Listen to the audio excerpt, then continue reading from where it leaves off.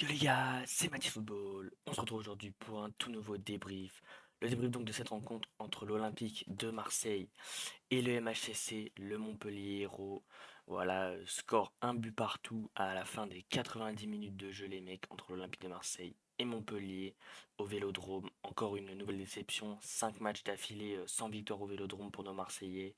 Ça fait mal, ça commence à devenir frustrant.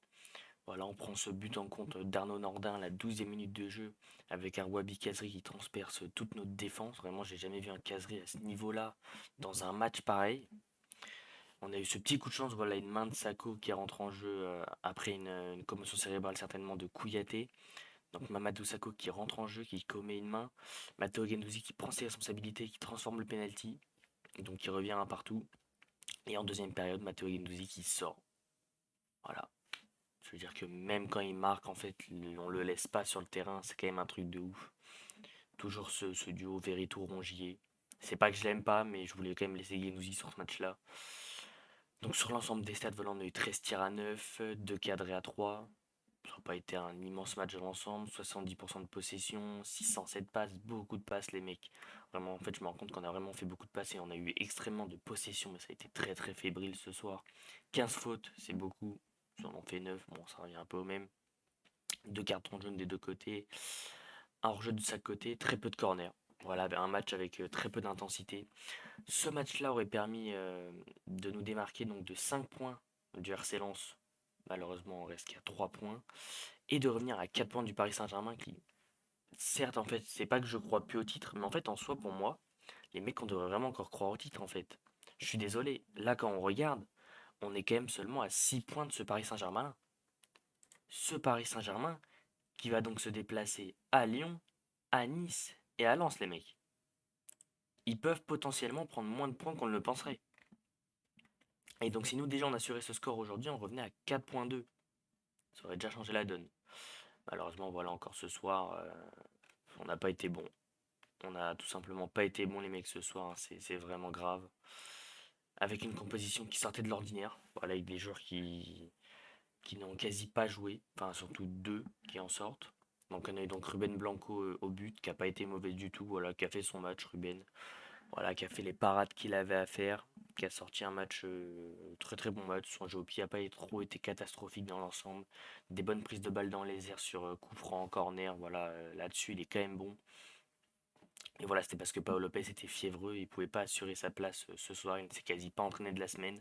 Donc ça aurait été compliqué pour lui d'assurer sa place. On a le droit donc du coup à la reconversion de Valentin Rongier en défenseur central pour laisser place à Guendouzi dans ce milieu de terrain. Rongier qui a pas fait un mauvais match, mais qui est vite repassé en deuxième période à la place de Guendouzi en défenseur. Mais voilà, il fait pas non plus des mauvais matchs en tant que défenseur, mais c'est pas un défenseur de métier. On a senti qu'Embemba de ce côté, il a beaucoup manqué cet apport offensif. Ensuite, les deux derniers défenseurs, Gigot, Kolasinac, les mecs. Bon, deux soldats vraiment, Kolasinac et Gigot. C'est pas les plus rapides, c'est pas les plus techniques, mais c'est les plus combatifs là-dessus, rien à dire. Vraiment, ils se la donnent, les mecs. Ils mouillent le maillot, ça fait extrêmement plaisir. Gigot qui rentre dedans, qui met des tampons. Kolasinac, voilà, qui a été très bon aussi. Voilà, deux guerriers qui aiment cet Olympique de Marseille. Un Jonathan Klaus qui est de plus en plus décevant. Voilà, de moins en moins bon, tout simplement. Voilà, de moins en moins transcendant. Défensivement, c'est pas bon. Et offensivement, ça fait très souvent les mauvais choix ou alors ça concrétise pas. Donc c'est dommage. Un milieu de terrain Guendouzi Verretou qui a été bon. C'est pour ça que je suis très déçu de la sortie de Matteo Guendouzi sur la deuxième période pour remettre Valentin Rongier dans l'axe. J'aimerais bien faire sortir Verretou un peu de temps en temps aussi parce que Guendouzi vraiment n'a rien à envier à Verretou. Un Nuno Tavares qui est bon, qui a beaucoup de défauts, qui a beaucoup de qualités, qui malheureusement a eu beaucoup d'essais techniques ce soir. Et j'aimerais comprendre surtout pourquoi en fait c'est à partir de la 80e minute qu'il se met à dribbler et à vraiment faire des différences. Parce que quand le mec à la 85e il se met à dribbler deux trois joueurs à tenir une faute pour donner un bon coup franc, faut expliquer pourquoi cette action-là il a fait à la 85e. Pourquoi tu la fais pas avant quand t'es frais? Il y a quand même des choses que j'arrive pas à comprendre avec Nuno Tavares. Ensuite, on avait la triplette donc de devant. Ruslan, Malinowski, Alexis Sanchez, Vitinha. Déçu de Vitinha, voilà, la parente, je vais le dire. Très déçu de Vitinha, les mecs. Qui a pas fait un immense match. Voilà, qui a pas fait un bon match même du tout. Il y a eu quelques bonnes remises. Il a très souvent été en dedans, voilà, très souvent bougé dans les duels. Pas au niveau ce soir, pas au niveau. Pourtant, c'était que Montpellier. Mais je pense que Montpellier, au niveau de l'impact, a été bien mieux que nous ce soir quand même. Un Malinowski qui a été assez bon, mais pas assez transcendant. Comme souvent, mais on sait que Malinowski, ça va être beaucoup de collectif et pas trop d'individuel. Même s'il est capable de faire des choses, attention, je ne dis pas le contraire.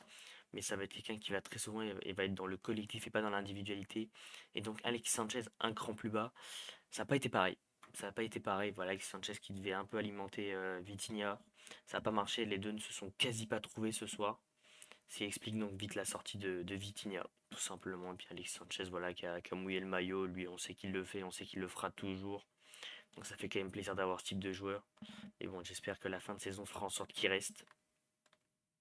On a eu ensuite les entrées de Chantel Mbemba à la place donc de notre très cher certainement Guendouzi qui sont ensuite placés là, donc il a fait un bien fou quand même Mbemba pour contenir Wabi Kesri et aussi pour faire le surnombre devant. Issa Kabore qui a remplacé Jonathan Klaus pour la fin de match, pour peut-être le dernier quart d'heure. Voilà, de toute façon Kabore ne pouvait pas être pire que Klaus et ça a été mieux peut-être sur ces 15 dernières minutes. Under qui a fait une super entrée, voilà, comme d'habitude. Under, le problème c'est que l'on avait mis Vitinha, du coup forcément quelqu'un devait aller sur le banc. Ça a été malheureusement Vitinha, malheureusement Under qui a fini sur le banc à la place de Vitinha, pardon.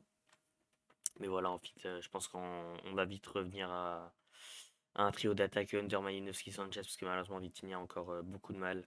Et donc l'entre aussi Dimitri Payet, parce que Malinowski avait des crampes, et donc ils n'ont pas eu le choix donc voilà, de faire sortir Med Payet, qui n'a pas fait une mauvaise entrée vraiment, qui n'a pas du tout fait une mauvaise entrée, qui a été plutôt bon.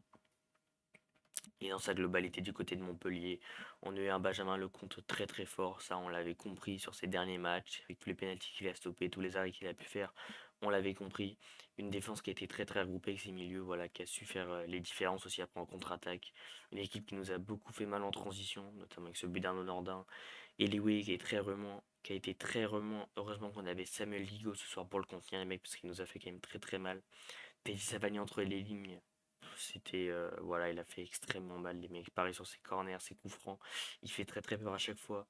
Et gros match de Wabi Kazri les mecs ce soir, vraiment comme je vous l'ai dit, qui a pondu un match juste oufissime en fait. J'avais jamais vu Wabi Kazri à ce niveau-là, donc j'ai été très très choqué de le voir comme ça dans un match d'une telle ampleur comme contre l'Olympique de Marseille au Vélodrome, avec malheureusement un virage de fermé. Mais voilà, c'est comme ça. Avec les défenseurs Julien Kouyaté, donc Kouyaté qui est vite sorti sur commotion cérébrale. Malheureusement, donc bon rétablissement à lui. Avec la rentrée de Mamadou Sakho du coup à la place de Kouyaté qui concède le penalty, donc prend le carton jaune.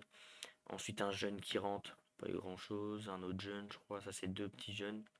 Non, celui-là c'était je crois défenseur droit. Ça un jeune. Et ensuite les entrées de Valère Germain, il m'avait dit heureusement qu'il a fait des mauvais choix sur ces deux trois occasions. Deux, trois vraies occasions. Heureusement qu'il fait des mauvais choix. Et Valère Germain qui rentre à la fin, qui a rien pu faire du tout.